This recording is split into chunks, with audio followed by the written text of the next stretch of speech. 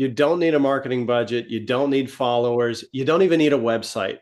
You just need a straightforward cold email outreach playbook to land your first 10 sales meeting, even if no one's heard of you yet.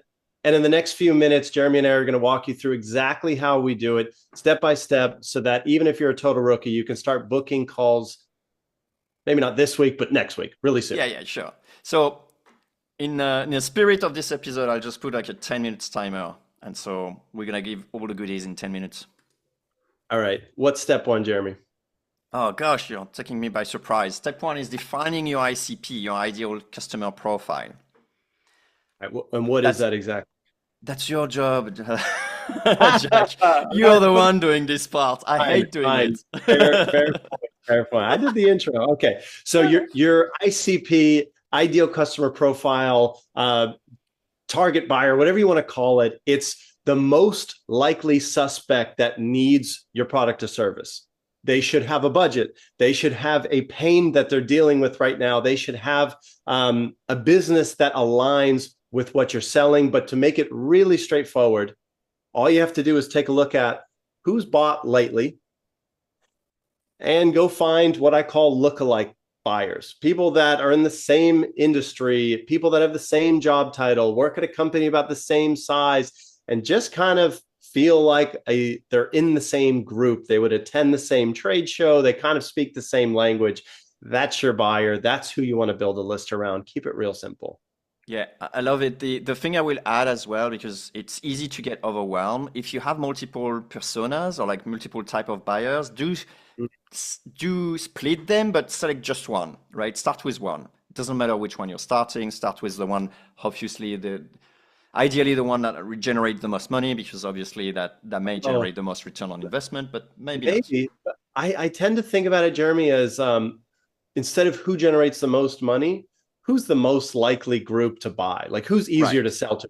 For right. example, I know a client who's like, yes, we work with lawyers, but geez, they have the longest sales cycles ever. Lawyers, I love you. Fair, But they're like, fair. when we reach out to marketing, they get it. It's easy, it's fun. So do what's easy and fun. Yeah, Okay. I agree. Um, let's move on. Now that you've kind of defined, and there's no spreadsheets required, there's no like, blueprints you need to build out. You just kind of think about, all right, who your buyer is, who's most likely. The next step is just build a small list of them. Don't get overwhelmed. You just need 20, Yeah, 30, start with maybe even small, start 50. small.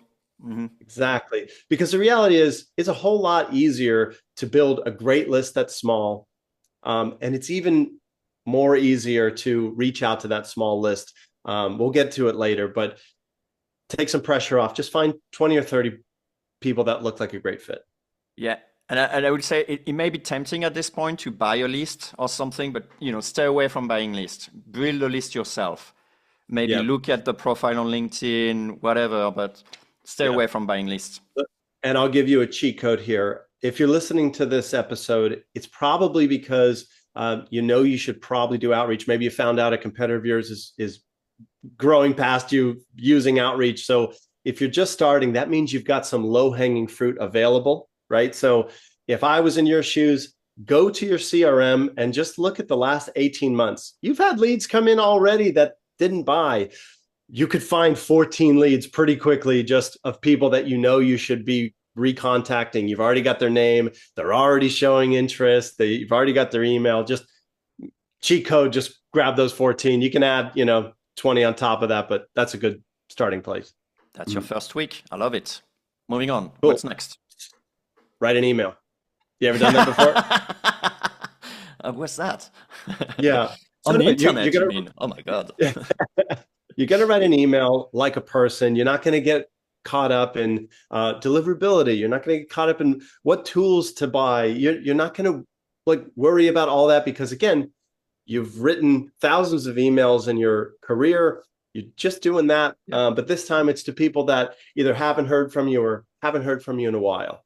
So it's time to break out the keyboard and write like a human. Let's make this attainable, though, Jeremy. You got any tips? Yeah, I will say don't try to automate too quickly. Like don't use a tool for now. Just go in your Gmail interface, whatever it is you're using, your Outlook, and then start sending Mhm. those emails yourself manually and try to be a bit personalized. So think like I'm sending this email to this person. It's very tempting to do copy paste, but then you will probably do that as second stage. The first stage is really send the email. I'm sending an email to Jack. Okay, who is Jack? Okay, Mhm. and then try to reach out to that person like human to human. You'll have a There you greater go. chance. You may then have a little bit of success, and that will encourage you to carry on. Because otherwise, it's all too easy to try to do too much straight away and then get bad result and saying, "Ah, it doesn't work," and then move on. There you go. Right? All right, so let's do some templates because I do want this to be extremely Okay, doable, right? nice. So let's think to this very small list. You got a dozen old dead leads that were interested and you haven't heard from them since. Here's what you're going to write. You're going to say name, month, you back in month, you reached out about service or product, right? Since then, we've share cool did you make a new feature? Did you have some really good work that you want to Change talk your about since plans. then? You know, Boom. Okay.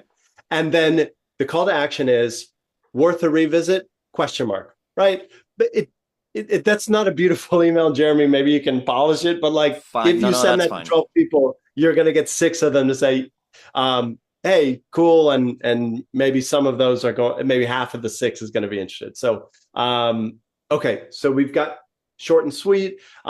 For really cold people, it is helpful. Here's what I do. I take my Google Doc and I put it on the left side of the screen and take the person's LinkedIn profile and put it on the right Yeah, do side of the screen. same. Nice. That way, when I'm writing to Jeremy, I see Jeremy's face, I see his bio, talks about what he's passionate about, like his objectives at work. I maybe even have his website pulled up another tab. So you can really write to these people and rest assured, this is an advantage that your competitors are not doing. If they're doing big outreach, they're automating a lot of stuff. They're not going to feel as personal as the ones you're going to write. So use that to your advantage. Yeah, and I would say in those cases, you probably will have like better reply rate than when you move then to automation anyway, and it's going to be hard to automate Yeah. this part. So, But we're going to move on to how to write a mhm. good follow up. But just before we move away from writing this first message, when you ask the follow up, sorry, the call to action, just make it super easy. You want to take as much work off the plate of your recipient as possible. So instead of asking for a 30-minute call, just say, is it worth revisiting? Or those kinds of simple yes nos. Yeah, the pitfalls as we know is like, let me know if you're interested.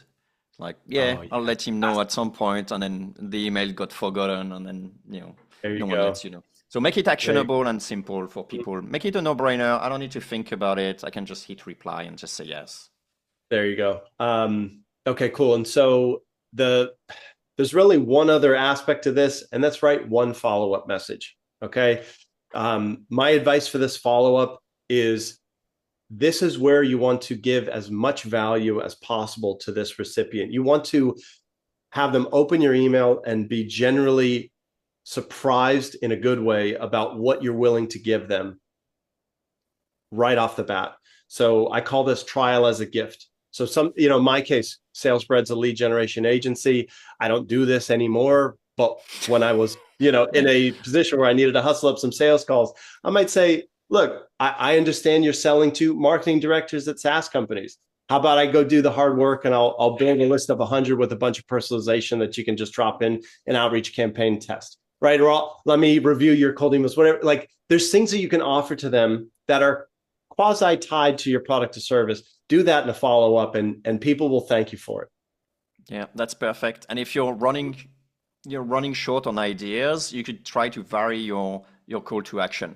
So instead of asking for a call, you could ask for, can I send you a video? Or even like, do you mind if I call you if you have them on the CRM and you know their phone number, for example? Those sort of things that are like Perfect. simple. Change it because sometimes people just don't want to go on a phone, but they'll be happy to receive a video, for example, or things like that. There you go. All right. So to recap, you do not need ads. You do not need 1 million followers or LinkedIn fame. You just need a relevant offer to a list that cares, and an email that will communicate that quickly. That's all Yeah. you need to queue up your first batch of sales calls. And when you start booking meetings through cold outreach, it's addicting. Be warned, you're going to find it hard to put up with, you know, other forms of marketing when you learn how to reach out to someone that may not know you and start doing business together. Yeah, I love it. And I would say, baby steps, is that the problems really comes with volume. Like you're not going to be penalized for sending 10 emails or like 20 emails total. But as you're going to grow, then you're going to need to learn more things and, one step at a time. And every step's got their own challenges. And at this stage, I think like Jack said, it could be pretty fun.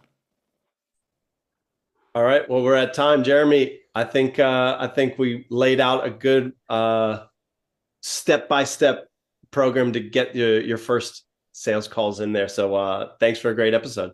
Hey, hold on. And if you guys want to actually just not do it yourself, you could always go to SalesBread, right? And if you want to do it yourself with automation, you could go to QuickMail once you ramp up the volume.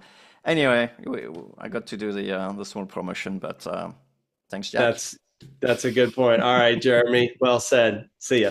All right, bye.